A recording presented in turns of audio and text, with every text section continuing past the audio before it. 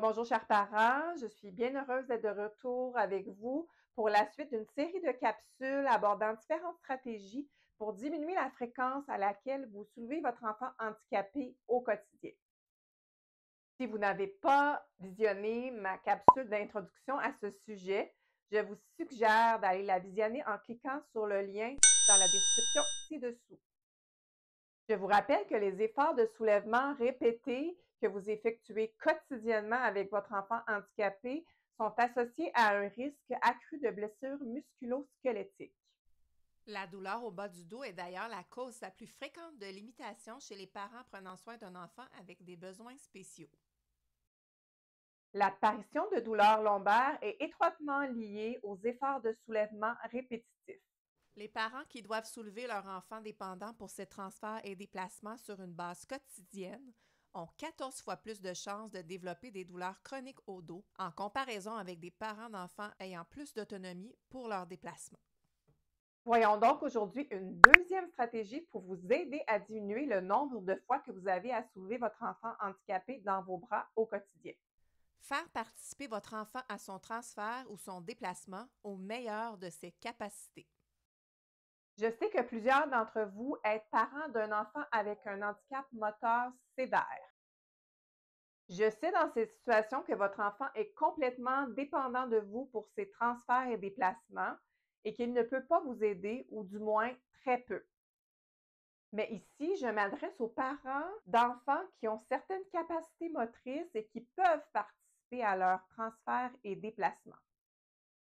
Je note trop souvent que beaucoup de parents ont tendance à pallier pour les limitations de leur enfant, voire même à faire à leur place. En faisant participer davantage votre enfant à son déplacement selon ses capacités, vous lui permettez de développer une certaine autonomie et vous avez moins à forcer. Je vous présente quelques exemples ici qui, j'espère, vous feront réfléchir sur des façons d'impliquer davantage votre enfant dans ses transferts et déplacements pour ainsi vous permettre de ménager vos efforts physiques. Dans cette vidéo, je fais un effort de soulèvement en prenant la fillette dans mes bras pour la déposer sur le lit.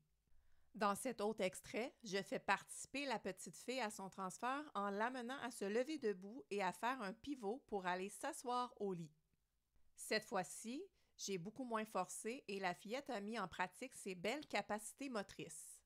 Certes, cette deuxième façon de faire demande une petite préparation supplémentaire, mais est beaucoup moins exigeante physiquement.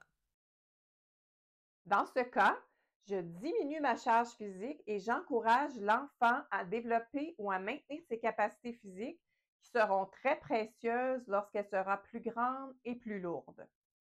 Il y a possiblement plusieurs situations dans votre quotidien où vous auriez intérêt à faire participer votre enfant pour le bénéfice des deux parties. Peut-être que votre enfant peut se déplacer d'une pièce à l'autre dans la maison, en se traînant en quatre pattes, par exemple, au lieu que vous le preniez dans vos bras pour le transporter. Peut-être que votre enfant peut utiliser son ambulateur ou sa marchette pour se déplacer à travers la maison. Peut-être aussi que votre enfant est capable de grimper les escaliers à quatre pattes plutôt que de le prendre dans vos bras pour l'amener à sa chambre au deuxième étage.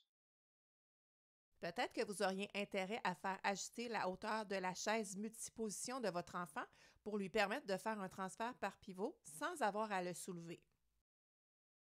Peut-être que vous pourriez utiliser un petit marchepied pour faire grimper votre enfant sur son siège de vélo, trop haut, ou dans la voiture, pour éviter d'avoir à le soulever. Ce sont quelques exemples que je vous donne qui ne s'appliquent peut-être pas aux capacités de votre enfant et à votre situation particulière. Mon objectif ici est de vous amener à réfléchir sur les situations de votre quotidien et voir comment votre enfant pourrait participer davantage à ces transferts pour que vous puissiez ménager vos efforts physiques.